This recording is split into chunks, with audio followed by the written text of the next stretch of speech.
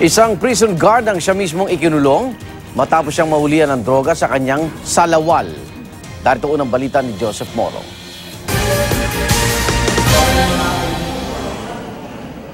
Ang dapat nagbabantay sa preso, ngayon siya ang kalaboso nang madiskubre ng PNP Special Action Force o SAF na may itinatagong 100 hanggang 150 na gramo ng shabu si Prison Guard 1 Ernesto Jonglay Jr. sa kanyang brief. Empleyado ng NBP si Jonglay at papasok na sana ito para sa kanyang duty nang siya ay sumailalim sa inspeksyon ng SAF.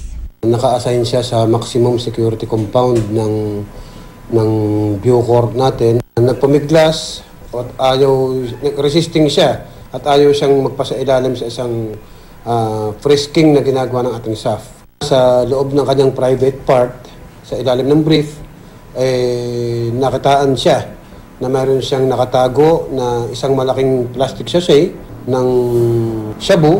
10 taon na sa serbisyo si Jonglay. Inaalam ngayon ng pulisya kung matagal na niya itong ginagawa. Ito yung isang insidente na ang shabu ay papasok sa loob. Dahil gwardiya at papasok ang gwardiya sa maximum security na kung saan nga na-check na siya sa employees entrance ng ating mga taga-SAF.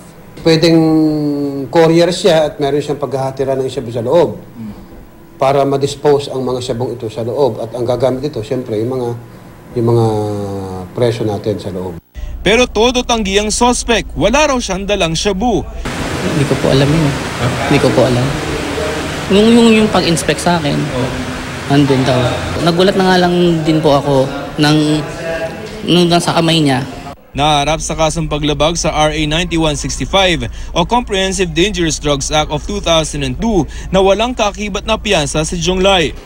Iniutos naman ni DOJ Secretary Vidaliano Aguirre II ang pagsasampa ng kaukulang kaso laban kay Jonglay kasabay ng isang parallel investigation. Kung mapapatunayan nagkasala, tsak daw itong mapaparusahan. Para sa unang balita, Joseph Morong reporting.